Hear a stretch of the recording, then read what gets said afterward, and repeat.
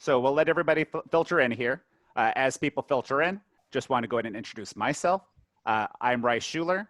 I'm a Rev staff member, and I'm your community program manager. If you're on the forums, you've probably seen me there as Ry-Rev. And always feel free to send me a private message there in the forums or tag me in post if you're trying to get my attention on something. For those of you who are new to Zoom, as a quick note, only the presenters can be seen or heard. We don't actually see your video, so don't stress out about if any of us can see you or what you're saying right now into a microphone. For today's webinar, we will have 3 veteran Revvers.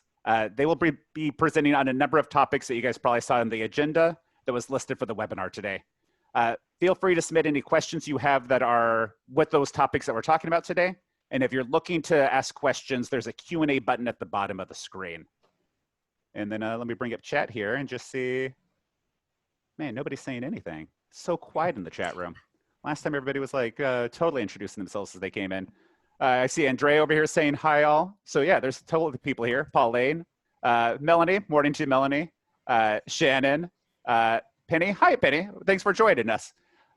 Will, hi Will, Pat, yeah, there's definitely people on here. Sarah from South Africa, hi. Sorry, there's a lot of these popping up all of a sudden. Ray, man, Ray, good morning to you too. Ian, hi Ian. Sorry, I'm not gonna be able to see everybody. The chat's just kind of blowing up here. So in any case, yeah, so 100% it's working. So in that case, if the 3 of you are ready, Cheryl, did you want to go ahead and share your screen and let everyone introduce themselves? Okay. I can't believe I did it right, but we got it.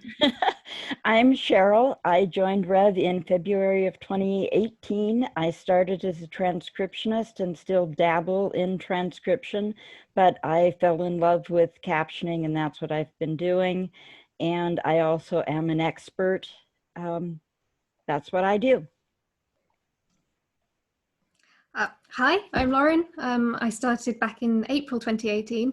I'm just captioning, but I'm also a grader on captioning and I really enjoy it, obviously. And you might be able to tell from the accent that I'm in England. Hello, I'm Josh. I've been here the longest, I guess. I joined in 2015. I'm a TC Revver, a grader, and I'm also on the Rev Wall of Fame in San Francisco.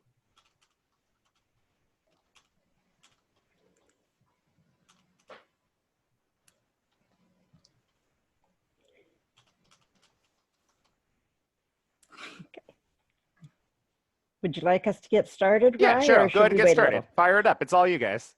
All right, thank you. All right, here's what you can expect today. So just to let you know real quickly, metrics and warnings, then we're going to get into grading and disputes. And then we kind of shift gears and get to forums, lend an ear, and contacting an expert. And we're starting right in with the metrics. And this is, by the way, a very basic overview of the metrics. It doesn't get into it really deeply. And I also want to say this is for transcription and captioning. If we have any subtitlers, I apologize. That grading is totally different. And so that's not going to be discussed here. But in transcription and in captioning, there's accuracy, and that includes things like mishears, paraphrasing, changing the order of speech, editing, omissions, use of proper nouns, glossary, all those kinds of things. There's also formatting, which is dictation and notation tags in transcription. It's use of speaker labels properly and speaker IDs. In captioning, it also includes carets, lyrics. And then alignment is the placement of the caption group, and that is for captioning only. It's not in transcription. So those are the things that we're going to be talking about here. I must have hit the arrow, I apologize, but we also have an on-time submissions, which we'll talk about, commitment ratio, and then also a minutes requirement, but I want to emphasize the minutes requirement only applies to Revver Plus status. Rookies and Revvers do not have any sort of minimum requirement that they have to keep. And a terminology thing that I do want to point out, when we talk about a target, which you're going to see on your metrics page, that is the bare minimum. It's not what you strive for, it's what you can't go below. And to start with the rookie minutes, you'll see we've got a circle, and there are 2 circles, the outer circle and the inner. In captioning, both circles will be the same. In transcription, the two will be different. Training files do not count as minutes to get you toward your 100 that we're about to talk about. So in transcription, you're originally given 45 minutes to graduate. You will be given an additional 55 if you need it, for a total of 100 minutes in order to graduate from rookie to Revver. In captioning, you're given 60 minutes with an extension of 90 minutes to 150 in which you can graduate. In the little picture that you can see here, this person would have 11 minutes left because they've used 89 of their 100. In captioning, the two circles will stay the same. And I just want to point out that yes, some people will get promoted early. This is solely at Rev's discretion. Once you get promoted, you cannot move backwards to rookie. Okay, for rookies, on your page next to the little pie that we just had, you'll see a red status box if you need to improve your metrics. Inside this, it will tell you your minutes that you have. All right, so I'm going to try something new. It will tell you the minutes that you have. I'm not going to try something new. I apologize for that. And it will tell you how many projects that you need to meet in order to bring all your targets up. If it tells you you need, on this page, 7 projects, that's how many you need in order to graduate. It does not mean that's how many projects you'll be allowed to do. You have to fit that into the number of minutes that you have left. This refers to either how many projects you need to score a 5 in accuracy, formatting, or in alignment, or it refers to the number that you need to submit on time if your on-time submission is low, or it tells how many you just have to submit if your commitment ratio is low. It all depends on where your low metric is as to what you need to do. And just to emphasize, once you get one extension, you don't get a second. You have to do it in the number of minutes allowed. Okay, if you have a red box, then that means you need to improve something. If you have a no box, then that means that you're about to be promoted. If you have a green score, so on this example, accuracy 4.84, the target is 4.5. Green means you're all good to go. All you have to do is get your minutes in. If it's got a red score, that means that you do need to improve something. And then there's a blue link that says where to go to find out how to improve. These are your metric requirements as far as on-time and commitment ratio go. The on-time submissions is your number of jobs submitted on time divided by your number of jobs submitted. And I would love to be able to tell you what those numbers are, but my picture's in the way. I apologize. All right. In order to graduate in transcription, you need an 80% on time, and in captioning, you have to have a 70% on time. For commitment ratio, transcription needs 8, and captioning needs a ratio of 10. Once you graduate, you see a different metrics page, and it's going to look something like this. And then we're going to break this down just a little bit so that you can see what each thing means, but this is what the sample page will look like. Okay. The first thing that's confusing is that there are 2 sets of scores for accuracy and formatting and alignment for captioning. There's 30 jobs and 60 jobs.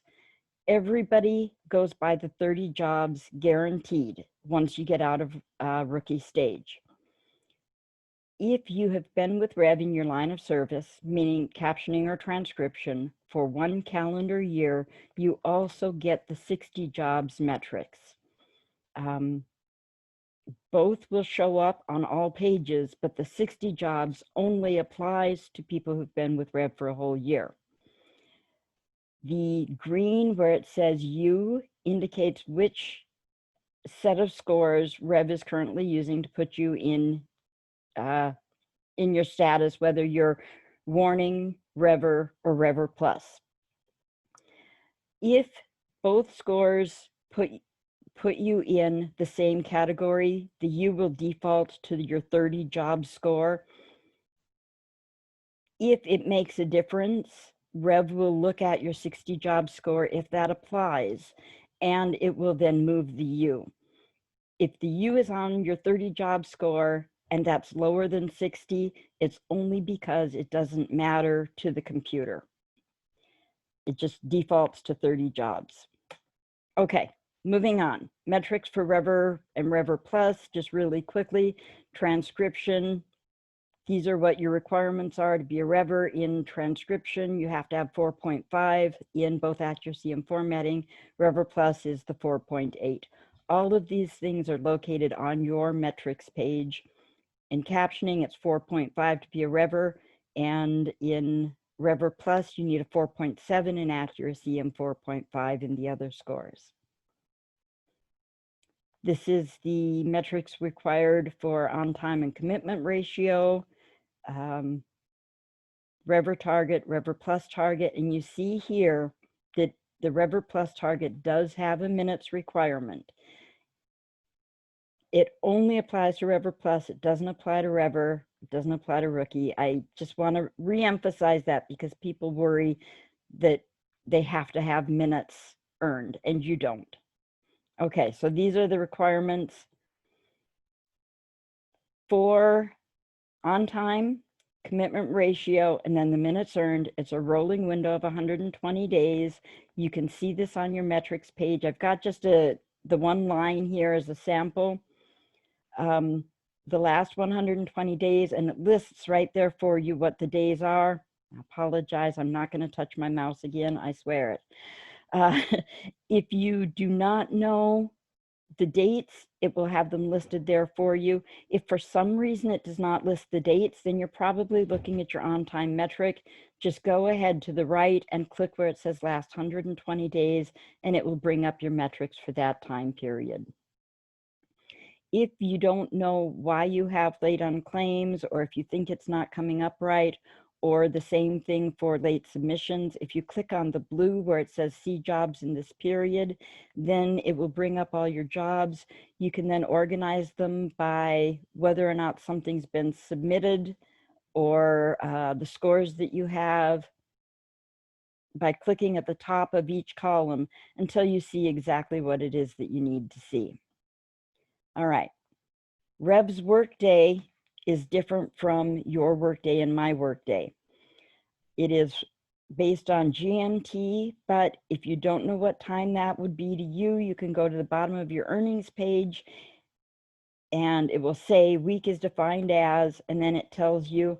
So you see here where it says on my screen, GMT 1859 local, that's when the day is going to change for me every day. And my metrics will change when it comes to on-time submissions and commitment ratio and minutes earned. You can look on your page to see what time that is for you. All right, just a few basic facts about warnings really quickly. If one or more metric category falls below the minimums, then you're put on a warning. You have 5 graded projects to raise whatever score or scores it was that fell below the minimums. That's graded projects, not just projects. You cannot go below the metric in any area during the warning time. If you do go below in any other metric or the same metric, then you end up having your account deactivated. The warning period is 120 days from the date of issue, no exception. So if you reach the minimums again or come over it, the warning doesn't go away. It stays on your account until the end of the 120 days.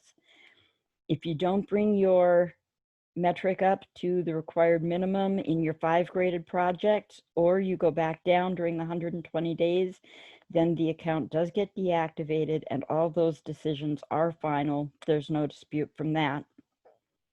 And then just a quick note about commitment ratio. It's different from all the others. If you only go below the minimums in commitment ratio because of attrition, meaning you're not submitting projects, it's not going to affect your status as far as a warning or or whether it will close your account if you're already on a warning. It will only affect you if you actually have a new late unclaim or late unclaim. I hope that made sense. But I think that pretty much takes care of the metrics and the warning. Hey, I'm going to grab one quick question, Cheryl, as we move over Okay. to the next thing. So Andrea was asking to explain more about the 30 and 60 job thing you were talking about. So I'll go first, then you can go ahead and correct me. Okay. Most Revvers, as you get started, you will see a 30 job grades. So basically, the grades that you have from your last 30 jobs, I appreciate you going back to this one, Cheryl. So your 30 job score is the average of the last 30 jobs you did. So as you get your 31st graded job, the first graded job falls off of your metrics. The 60 job score will be something that's added once you've been at Rev for a year or longer. And then what it does is it takes your highest of the two scores. So if you have a better graded average over 60 grades, that'll protect your metrics that way. And I might not be explaining it the best way. So Cheryl, did you want to pop in and give an even better answer? Well, that made a lot of sense to me, probably more than what I said, because I don't remember what I said, actually. But it is your last 30 jobs, add them up and divide by 30. Anytime you replace a score, in order to know how your metrics will be affected, you need to know what score you're replacing. So if you replace a 5 with a 5, your metrics will stay the same. If you replace a lower score with a higher score, they'll go up. A higher score with a lower score, they go down. But as far as the 30 and 60 jobs, I didn't see the question and I apologize. But if you have tenure, the computer will consider both 30 and 60 jobs. If you don't have tenure, it displays your 60 job score, but it doesn't use it for any purpose. Did that answer the question? I think it's a good answer. And again, as a reminder, since I see a lot of things in chat, feel free to use the Q&A box. We'll try to get to as many of these as we can at the end. Just want to grab that one since while we're talking about literally 30 and 60 job scores, just want to make sure we clarified for everyone.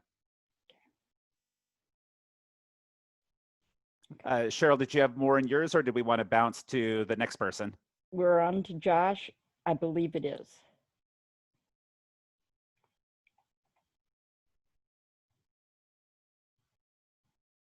And whenever you're set, Josh, you'll want to unmute yourself too.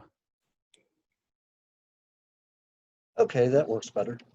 Hi, I'm Josh. I'm from Indiana in the United States. I'm one of the graders for Rev, and I'm going to talk to you a little bit about grading. I'm not going to get real deep into it, but you know, if there's any questions at the end, feel free to ask. This first slide is just what the find work queue looks like for graders. Looks almost exactly like the find work queue for captioning or transcription. We can pick jobs the same way you can for transcription or captioning. We can go by size, number of clips, which I'll get to here in a minute, pay, etc. Okay, this is just a sample clip. This is a 39-minute file, and 4 predetermined clips will be graded in this particular file. Rev picks these, you know, kind of by the computer. We don't pick what we grade what they tell us to grade. So what we'll do is we'll just click on the circled red box here. We'll just click on number 1, listen to a minute of it, grade it, and then click on clip 2 and go on from there. Just so you know, transcription, we grade 1-minute clips. Captioning is 30-second clips. Okay, and this is kind of what our scorecard looks like. Well, it's exactly what our scorecard looks like. And, you know, obviously you can kind of see we type the good comments here. You did great considering the bad audio, or, you know, great with this accent, whatever. And then over here, we type in what mistakes we found. And we do have to type in mistakes. Now, I do want to say that just because we've typed a mistake in here doesn't automatically mean that lowers your score. Your score could be still a 5.5 and you could have 2 or 3 errors in there, or even more depending on how long the file is and how big the error is. So one of the things we look at is audio quality. If it's really difficult audio, obviously we're going to grade a little bit less harsh than we do if it's perfectly clear, one speaker, and so on. Accents, on the other hand, they don't carry as much weight. If you're not familiar with an accent, it's probably best to unclaim the job and let somebody else do it. As you can probably tell from the chat, there's people revving from all over the world. So what might be an accent to me may not be an accent to somebody from, say, South Africa or Australia or England. Some of the things we consider while grading is obviously typing the correct words. For non-verbatim jobs, we check to make sure that there's not too much filler, as listed on page 13 of the style guide, like and you know and stuff like that in non-verbatim jobs. We check to make sure that the style guide and or any customer instructions are carried out. So sometimes a customer will have special instructions, and the only time you ever follow them is if they're in a yellow box saying special instructions. If it's in the name saying don't type this guy, you type it. We check if names are provided by the customer, we make sure they're used or that there is a reason they weren't used. One of the reasons could be, you know, the three names are John, Steve, and Bill, and all three of them speak, but they don't ever call each other by John, Steve, or Bill, and you don't know who's who. So you could use speaker 1, speaker 2, speaker 3 in that way. However, if they're named, you have to use the names. We also check for obvious signs of not editing a line draft and incomplete submissions. Those are very problematic for you as a transcriber or a captioner. Incomplete or unedited line jobs get a 1-1 score automatically, and you lose pay for that job. So make sure that if you see a line draft come up, if you're transcribing and see that there's already typing there, that you go through and edit it according to the style guide. Otherwise, you will get a 1-1 on that file. We can also check to see when it was claimed and submitted. I don't want to get too deep into this, but there are some scammers out there. We all know about it. And, you know, we can see here when it was claimed and when it was submitted. So if it's a 20-minute file and you only had it for 10 minutes, it's a pretty good indication that you're probably not doing something right. That's it for me. Well, actually, one more thing. Grading a verbatim job is pretty much the same, except this little box right here. Was verbatim used properly? Yes or no? And that's it. And just like a TC or transcriptionist or a captioner, we can unclaim a job. We can do this for a lot of different reasons. One of them being, like, for example, I don't like doing verbatim jobs, transcribing. Therefore, I don't feel it's right for me to grade a transcription job on something that I wouldn't do myself. So I won't grade a verbatim transcription job. Excuse me.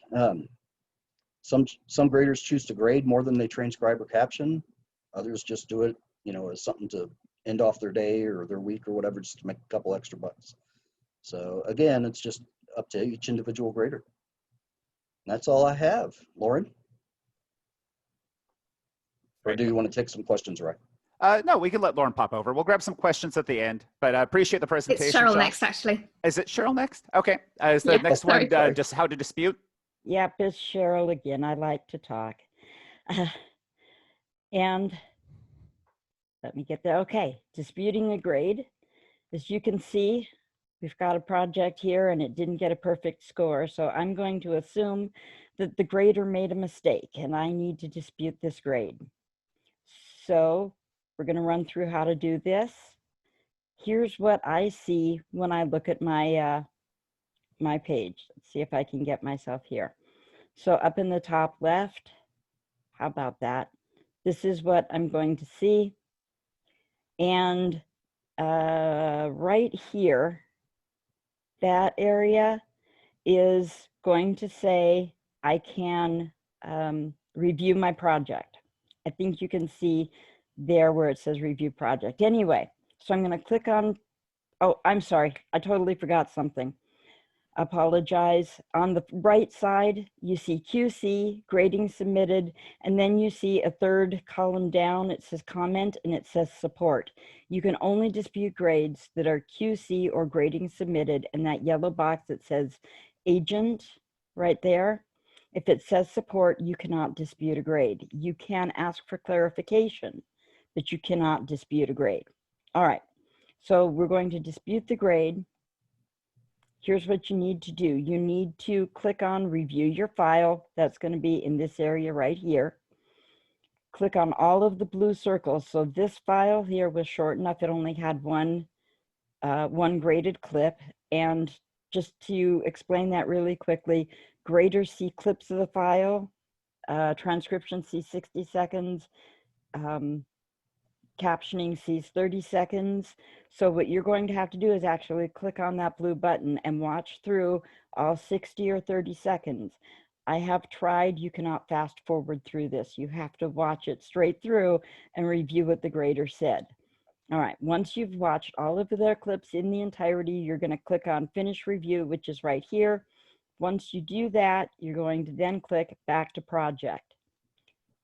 If for some reason, because there is a glitch that happens once in a while, you're sent back to your project's page, then just click on your project number. It'll bring you right back to your project details page. And you're going to click, just like it says right here, that dispute grade. It will light up. You click on that, and it's going to take you to this screen here. You're going to have to select what you agree or disagree with. Before you do that, you should go to the forums, or if you want to, you can ask an expert. We'll talk about that in a few minutes, but it's really better to go to the forums because we have a lot of graders on the forums. Share your concerns about your grade. Ask the people on the forums, is it a good idea to dispute this grade? And they'll help you figure out whether or not you want to dispute. When you dispute, it is possible that support will watch the entire file. I'm not saying they do every time, but they can. If they watch the entire file and they find errors that the grader didn't see, it is possible your grade will go down. So it's really important to ask other people, should I dispute this, especially if you're new? Anyway, once you've done that, you're going to have to click why you disagree with the scores. Do you disagree with the edits, inaccuracy? Did you hear something totally different when what the grader said? Or is it simply too harsh? You want to say, it doesn't matter if I said the instead of an or something like that. You can, pick why you're arguing with it. Same with formatting. And then the syncing, again, only is going to apply if you're in captioning. Don't worry about that if you're in transcription. You won't see that. Then at the bottom, you can type your comments. You have a limited number of characters. This, again, is why it's important to ask on the forums. Experienced Revvers will be able to help you figure out perhaps buzzwords or your strongest argument that you can make. Given limited characters, it's really important to be able to do that. Make your statement short, right to the point. You don't have to stick in a lot of fancy words. Address the rule, but don't explain the rule. Support knows the rule. Then share your research. If you've got a link to this is how they really do spell their proper noun name of the business, put the link in there. And then you're going to click right here where it says submit dispute, which will light up once you've completed all the rest. All right, once you have submitted your dispute, you can keep an eye on it. And this is something a lot of people don't realize. If you go to the Help Center and you sign in, so this is numerous screenshots from the Help Center, but the top one is the top of the Help Center. On the right, you can see where you would sign in, and then your name is going to appear. There's a little arrow right there. That little arrow is what you want to click on, and then it's going to say My Activities, and you click there. This is going to bring up all of your activities, including your disputes, your conversations with support, emails that you've sent in, but what we're looking at is a dispute. So we've got a dispute here. You can see mine says solved. That's because it took place a while ago. If it's still active, that box is going to say it's active. You click on the link to that's what the blue is, and then it brings up something like here at the bottom, and it explains what's going on. Again, mine says solved, so I can't make any changes. But if you can click there, and you can then go ahead and add any comments that you might want to make. If you want to follow up to support that you learned something new, whatever, this is where you would go ahead and do it. Once you've submitted your dispute, you can keep an eye on it here. allow support time to get to your dispute. It can take up to 2 weeks. I've seen disputes come back in a matter of 10 minutes, but allow them time because sometimes are just busier times than others. Remember that a dispute resolution is final. There are very few, but yes, there have been exceptions to that rule. You can write support@rev.com and ask for a clarification, or you can go to the forums and ask for clarification there. All right, and that's pretty much what we've got as far as the disputes go. All right. As a quick clarification, so I answered this question in the Q&A box, but just so it's preserved for the replay here. So Cheryl, someone was confused about the term agent and the term support and why someone could dispute a score from an agent and not the one from support. Agents are other Revvers who are grading your files. Support is a Rev staff member. So the reason why the system allows you to dispute grades from agents but not support, so when you dispute, it goes to a Rev staff member to look at. So if you disagree with the grade a Revver gave you, hitting the dispute will have a Rev staff member take a look at it. As for a grade provided by Rev staff, generally that's because somebody disputed previously, or something else happened that made that asked a Rev staff member to look at the grade. So that's why that dispute isn't there for support. Cheryl, did you want to add to that at all? Sounds good to me. And then we'll grab whatever questions we can at the end. I see Cheryl and Josh are grabbing some in chat. So if you look at the Q&A box, you'll see things that are answered in chat, but I'll do the best we can to answer things over video at the end, just so people have it in the replay. Are we forums and Linden era next? We are. And then Lauren, you're muted, by the way. Yep, hi. There we go, is that working okay? Yeah, it looks perfect. Brilliant. Okay, so forums and everything like that. So when you take a file, there are a few things expected of you, and one of them is that you actually put in the research when you run up against something that could trip you up. These could be terminology or names specific to the video or topic, or something you're not sure how to do. It even applies if you're not sure of what you're hearing, so you can search for key terms around the bit you're struggling with, and that could suddenly make it make sense to you. Or search for the phonetics of what you hear. Often Google is clever enough to interpret it and find the words that you're looking for. You need to be able and willing to open up Google and good dictionaries to search for names, terms, and words. If, however, your research doesn't lead you to what you need, or you want a second opinion, or some help with how to do something, or understand something, like a style guide particular, a good next step would be to turn to the Rev forums. So you can get there, if you haven't found it already, by visiting forum.rev.com or clicking the forum link at the top of your workspace. The forum is a great place to connect with other Revvers, both for socializing and to get help with your work. Many of the regulars are experienced Revvers, graders, and experts, so it's rare that there isn't someone who can answer a question or give you some advice. A key thing to remember, though, is that everyone on the forums is there voluntarily. They're giving their time to help fellow contractors, so take into consideration when you post. A please and a thank you go a very long way. The forum has several categories, as you can see, and you can view them individually, or you can see the posts from all categories in a big list sorted by latest by clicking the categories or the latest buttons at the top. You can set either of these as your default view by going into your preferences in your profile and then going into the interfaces tab. To get to your preferences, click your avatar in the top right corner, then click on your username. Depending on which service lines of Rev you're in, you will have access to different categories. Any category starting with all, as you can see at the blue at the top there, can be seen by every Revver. Any starting with CP will only be seen by captioners. Similarly, ones starting with TC are for transcriptionists and SU are for subtitlers. So, biggest thing, we are friendly. Please don't be shy to post. While there are regulars, the forums are very welcoming to new people, and there's an ethos of there are no dumb questions. We'd much, much rather you succeeded as a Revver than didn't ask a question. That said, if you do have a question, the first thing you should do should be to search on the forum to see if it's been asked and answered before. Particularly, there are a few topics that come up fairly regularly. However, any search results should be looked at with a few caveats. The style guides have changed a lot over the years, so make sure you check the date of the posts you find, as the advice may no longer be relevant or in line with the current style guide. Also, Be aware that if someone has received advice from an expert or support on a grey area in their file, that advice only covers their particular file.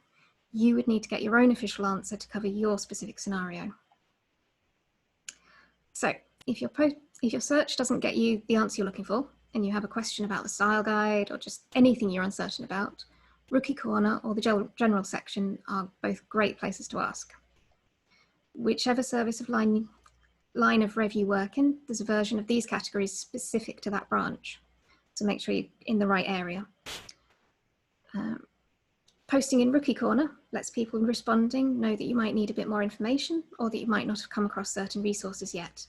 But you are free to post in there even if you've graduated to Revver. General is great for, as it says, more general questions. Do remember the forum is private to Rev and everyone has signed the non-disclosure agreement, so you're free to share client and project-specific details within your posts. Wherever you post, you'll often get an answer with a screen cap of part of the style guide or a link to a Help Center article. Please don't take that as the person telling you you shouldn't have posted, you should have gone and looked for it yourself. They're doing it to provide a citation so you know you can rely on the advice they're giving.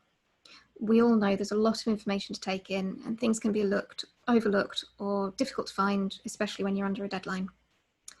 As Cheryl has said, if you have a question about a grade, post your grader's comments in full. We have a lot of graders on the forum who will be very happy to help you understand them or tell you if the grader has made a mistake, because it does happen, and give you advice on how best to dispute. But without the full comments, we just can't be sure what you may be misunderstanding or what has maybe gone wrong somewhere else. If you have a file with some tricky audio, or you just can't make something out, you want to head to the Lend a Ear section, where other Revvers can have a listen and see if they can help. I'm going to cover that a little bit more in a second. Whichever section you're posting in, remember that the people who reply are trying to help you, but you can make it a lot easier for them by providing the information that they need to do so. Often this means you need to include a link to your project so they can see or hear the context. If you're not sure how to do that, that's coming up in just a moment too. So, Lend an Ear, I think, is one of the best things about the forum when you're working. Sometimes it happens that there's a bit you can't catch, maybe another speaker has come in unexpectedly with an accent you weren't prepared for, perhaps the audio goes a bit wonky, or something's just not making sense to you. With Lend an Ear, other Revvers can have a listen and see if they can help you out. They may use a good audio equalizer that means they can isolate sounds a bit more, or they may be more used to a particular accent or a topic, or sometimes you've simply got a bit of listening fatigue and a fresh pair of ears can help. So at that point, you want to make use of this great resource. So for Lend an Ear in particular, there are some things you can include to really help people give you the best help possible. The first thing is your post title. Make it useful. There can be hundreds of posts a day. Everyone posting there needs help hearing something. So a title that's just Lend an Ear or unclear or please help isn't very useful and doesn't make your post stand out. Nor does adding urgent add anything. Everyone is working to a deadline, so every single Lend an Ear post has a time pressure on it. I'd also really caution you not to leave posting until you have a short time just to turn your file in. Post as soon as you know you're struggling and you can't find what you need through your own research. That way there's longer for people to actually help you. And because of course it's not a 24-hour manned service, it's just other Revvers coming on to help when they have a moment. And if someone wanting to help out only has a short time, isn't it better that they can target a post that they're more likely to be able to help with? So give your post a helpful title. Like I said, this applies to any section of the forum, but for Lend an Ear specifically, is there a particular accent? Is it about a specific topic or a location? Adding those to the title of your post makes it more likely to attract Revvers familiar with that accent or that topic. You'll also notice the LAE tag that I've put at the beginning there. This is useful for people who view the forum as a whole list sorted by latest, so they can quickly pass through and see that they're Lend an Ear posts. So once you've got your title sorted, don't forget the link to your audio or video. This isn't the URL from your address bar. You need to use the Share Audio or Video option from the Audio Video menu in the TC editor, or the Project menu in Line, or from the Video menu in Dash. This creates a link that other Revvers can open, but it's just the video, we can't see your captions. The link that you provide starts the video or audio playing at the time you had it paused when you pressed the Share Audio or Share Video button. So line up your audio or video to a few seconds before the bit you want help with, before you press that button. This really helps as it lets people have a moment to adjust to the sound and get a little context. And if someone's on a mobile device, it can be very difficult to move the timer bar back or forwards if it's not in the right place. So you're more likely to get help if you put it in the right place. So when you see the blue copied link to the clipboard pop up, you can go and just post that into your forum post. While including a link is an absolute necessity for Lend a Near posts, it's also really helpful for questions in other sections and will often be asked for by people replying. For example, if you're asking how something should be written, the answer will usually depend on how it was said. So people will want to listen before giving advice. So we need details. Don't forget to add in the timestamp of your troublesome spot. Occasionally the video or audio won't load for others at the right place, so the timestamp helps them find it. And if you're asking for help with multiple spots, it helps to be able to reference them by timestamp. Then include both the words before and after the bit you need help with. Including the words both before and after helps people to know exactly which bit you need help with so they're in the right place, and when they can stop helping. If you only include the words before, they could be wasting their time writing out many sentences for you when you only needed help with a single word. It can also help if you provide context for your file. Add what the file is about, who is talking, who the customer is even. Context can help with word recognition and research and prevent unnecessary research. While you are expected to research for yourself, we have some real research wizards on the forum. You wouldn't be amazed at what they can find, and they just might be able to find something you haven't. It's absolutely fine to ask for help with research, but please do say what you've already tried so people don't duplicate the effort and people know that you've at least tried. Then please edit your title once your question has been answered or you're no longer working on the file. I know I keep banging on about it, but remember, people help in their spare time. Please respect that and mark your posts as resolved or unclaimed or submitted to save them from going into a post that no longer needs help and trying to open a broken link. It may only take a few moments for them, but if there are 20 posts like that, it builds up and makes them wary to even try helping in future. So to edit your title, scroll to the top of your post and click the little pencil icon located at the right-hand end of the title. Once you're done editing, click the little red tick. So yay, hopefully you got help. If somebody's helped you, please say thank you. Not least because appreciated people are much more likely to help again in future. And consider paying it forward. You've got help, maybe you could help others. This is also a great way to train your ears a bit more and give you a chance to think about what you'd do in particular situations without the pressure of having a tricky file yourself. And then one last thing. So mostly I've talked about how the forum can be a useful resource in working. But the last thing I'd like to say is that we're all remote workers here. Part-time, full-time, we've come to this for many different reasons, and whether through health or life circumstances, a lot of us are fairly isolated. Don't underestimate the forum as a source of social connections and interactions. Even if you don't need help, come and say hello, or just lurk. Lurking's fine. You might find some value in it. Just do remember it is a workplace, so while most topics are allowed, and there is a good off-topic lot of chatter, do keep it safe at work. Thank you. And then a quick note for what Lauren said about lurking for people who aren't familiar with the term. Lurking means that you're able to watch the forums, but you don't need to post. So certainly feel free to read what other people are saying, but don't feel like you need to reply to anything. Certainly feel free just to read post. A lurker is someone who comes to the forums, never posts, but reads posts from others. And you can learn a lot that way, especially for rookies. Even if you're shy, I'd recommend lurking for a bit. And Will, it's a little bit different because I can see what you're typing there in chat. So that's not quite lurking, but yeah.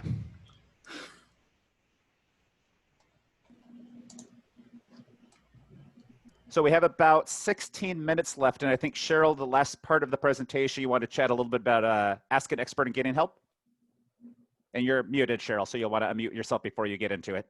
All right, thank you. I was just going to click there. Appreciate it. Yes, and I will try to make this pretty quick so that we can get to questions. So if you still need more help, you can go to Ask Our Experts, and here are 4 different ways you can get there pretty quickly from your main page, from Line, from Dash, and from the project details page, all of them have a help menu, and the first option, I believe on all of them, not quite, but anyway, it's ask our experts. That's going to get you put through to the experts almost immediately.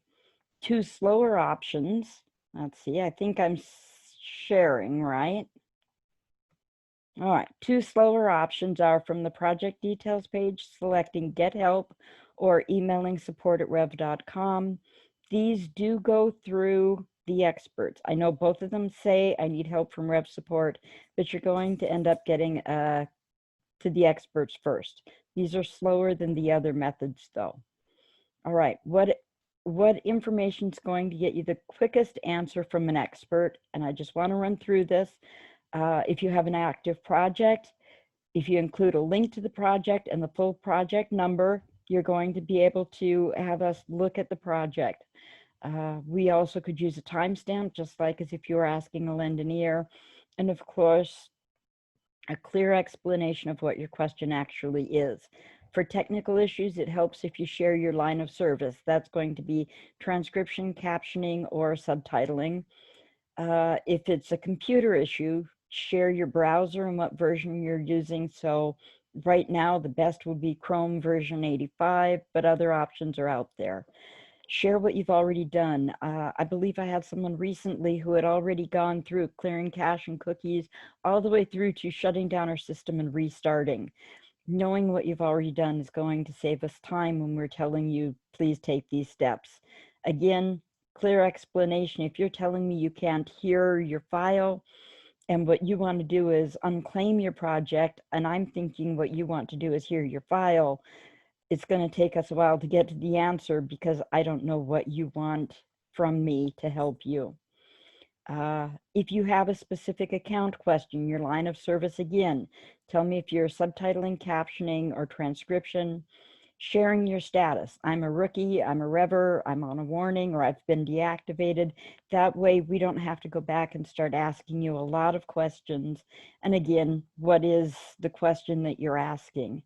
A lot of people will just start with hi, and we don't know what we're trying to do until we're 10 or 15 questions in, and it just makes your answers take a lot longer to get. We want to help you get what you need as quickly as you can.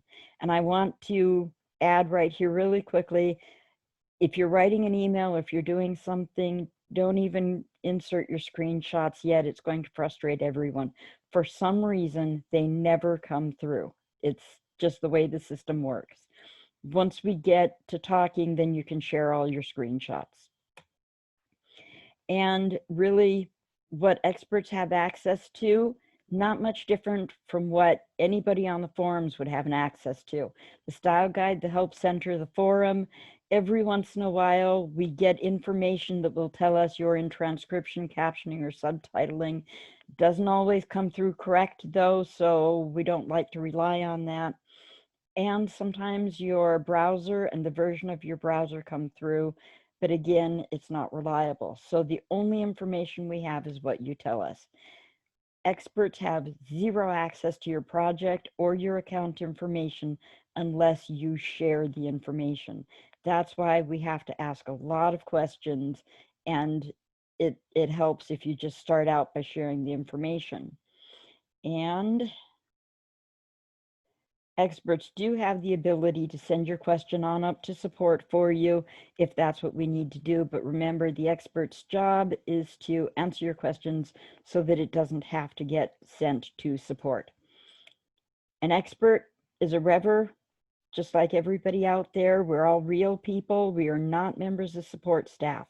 That means we come and go just like Revvers do as our schedules make us able. We might have children to take care of. We might have health problems. We're there when we can be there, but it's the flexibility of working from home. When you're working with an expert, remember that you are the customer, and that means if you don't understand something, you should feel free to ask a question, ask us to explain why we gave the answer we did. You have every right to understand what's going on. If you have a follow-up question, feel free to ask, but remember, as I just said, experts come and go. If I've stepped away from my computer and I was helping you and I thought we were done, then what happens is it's 2 hours before the question gets released to another expert. And that means you might be sitting there and waiting. Now, if we're talking one-on-one, please continue with your follow-up. If it's been an hour or two since we last chatted and you just thought of something, I might or might not be there if I thought we were done talking. So it might be a good idea for you to go ahead and start a new question at that point in time. I want to emphasize we've got about 20 experts total. We have a few more now, so we might be up to 25. But not all experts are there all the time, and not all experts handle all lines of service. We have some who only do captioning, some who only do transcription, some who specialize in more technical things like how do we get your system working. So it's a few people trying to help a lot of people, and we do the best we can. So please do be patient with your expert. And if you still need help, I just want to mention this. If you go to the Help Center from, let's see, it's 10 p.m. to 1 a.m. GMT, which is what Rev always uses. To me, I'm in the Midwest in the United States. It's 5 to 8 p.m., perfect time for me. But anyway, it's one-to-one live help from a Rev support staff member. It's through the Help Center. And you can see this is a quick screenshot of what your Help Center page looks like. You do not, by the way, have to be signed in order to get this help. I tested it myself, but if you're signed in, you just go to the bottom corner and there's a little blue button that says help. Click on that, and you're put right in the queue. The queue is usually pretty slim. Not many people are using this. Hopefully we can get more people talking to support staff. Anyway, that's what the experting system looks like.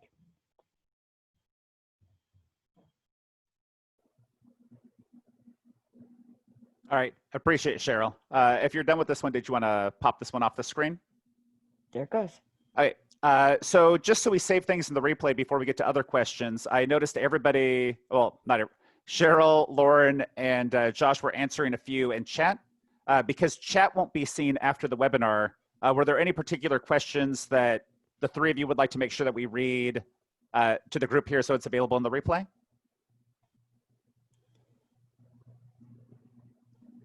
One question that came up a bit was, is it, with the warning, is it really true that once I get deactivated, I can't get back? If you're deactivated due to your metrics, you cannot reapply and you can't get reactivated at this point in time. You can reapply if you were never hired. But once you start, if you don't graduate or if you get deactivated, that is permanent. All right, I'll grab some other questions out of chat here. So there's a question here about trying to get accuracy up. They don't mention if they're caption or transcription. So if we want to answer for both, any advice from this group about how to get accuracy up for transcription and for caption? Take this one. For either or, obviously, like they just talked about with Linda-Neer, you can always use that. Accuracy basically means typing the right thing.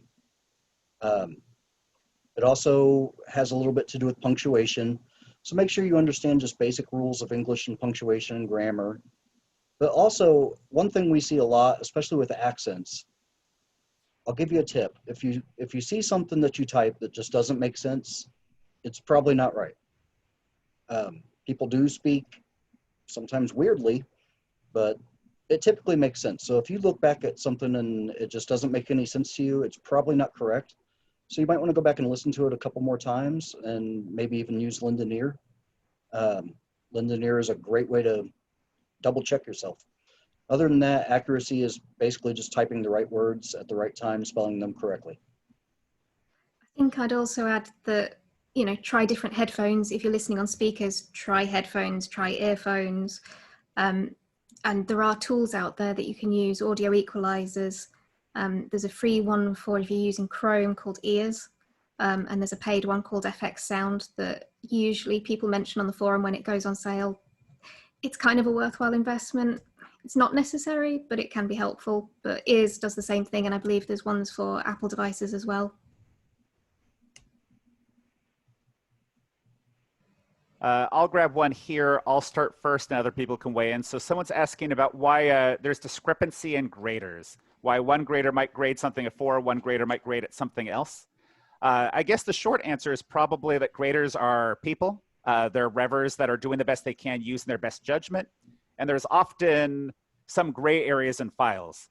So ultimately graders are trying to decide if a file is ready for customers. If a file is in a situation that is appropriate for a customer to get, but there's sometimes a little bit of guesswork about like, is this appropriate? So that's one of the reasons why dispute exists as a function, because the grader's using their best judgment, but there's a real possibility that they might have made a mistake. And because all of us here have made mistakes at some point, especially as we learn and get better here at Rev, there's always gonna be situations that grades aren't perfect.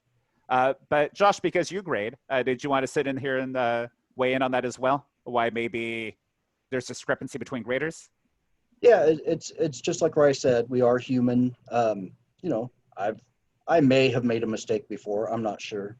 I thought I was wrong once, but I was mistaken. But also, you know, what one grader may have graded a 3 and one grader may have graded a 5. You're comparing apples to oranges. I mean, every file is different. Every error is different. You know, if I'm going through a file and I see an it's error, in other words, ITS versus IT''s, which is a contraction for it is or it has. If I only see it once in the file, that's a lot different than if I see it every time it's typed incorrectly. You know, a typo is way different than just not having the understanding. So, you know, every error is different, every file is different, every grader is different, every transcriber is different. We're just there to make sure that the customer shouldn't have to do too much to fix the file. And we're expected to consider impact. So what may be a low impact error in one file might be a high impact error in another if it's something that the file is actually about, or it changes the meaning of a key sentence. We have just a few minutes left, so I'll try to do like a super power round and get as many of these as we can. Someone's asking, I think someone just grabbed that, is that the commitment ratio one that you guys are grabbing? Can we explain commitment ratio just a little bit better? Okay, the commitment ratio deals with projects you unclaim after the free unclaim window, which is 15 minutes for rush projects. The deadline for projects that have less than an hour deadline, or 60 minutes. And you take your number of projects that you've submitted in the last 120 days and divide that by the number of late unclaims. So if you've got 10 projects and 2 late unclaims, your commitment ratio would be 10 divided by 2, which is 5. That's pretty much it. There are some questions that do come up. And what I mentioned was we're going to have a follow-up on the forum where we can address some of the questions too. And if anybody wants to tag me, it's CherylM, the initial M like in Mary at the end, and I will respond directly. I am going to be on the road today, but I'll respond more fully and we can interact there too, because commitment ratio does take a little bit more time. Cheryl, would it be easy for you to pop up the first slide so everyone can see everyone's form handles one more time? No. But I thought I'd be really honest with that. Yeah, I am getting it up real quickly. It'll just take a second. Yeah, since we have a couple moments left, I think we'll just share form handles one more time and then probably say goodbye to everybody. All right. I'm sorry, I lost my window. Here no, it is. it's all good. I assumed you might have closed it because you thought we were done with it. Well, no, I lost my Zoom window. I'm sorry. Okay, so just real quick. So at the beginning of these, CherylM, terranell, and Josh 2015, these are their forum handles. So if you're looking to find Cheryl, Lauren, or Josh on the forums, anytime you can either find those names, but if you just hit a little @ sign, and then those names, it'll actually tag them in a post. So if you're trying to get their attention, Cheryl's in both transcription and caption. Lauren is just on caption. Josh is just on transcription. I think, correct me if I'm wrong, just reading off of the slide? I am actually a captioning right. rookie. We've tempted him. But in any case, I just want to say, Josh, Lauren, and Cheryl, appreciate you guys appreciate all of you making your time today to chat with us, to chat with other Revvers, and share your experience and share your expertise. Our pleasure. Thank you. Thank you. I hope it was helpful for everybody.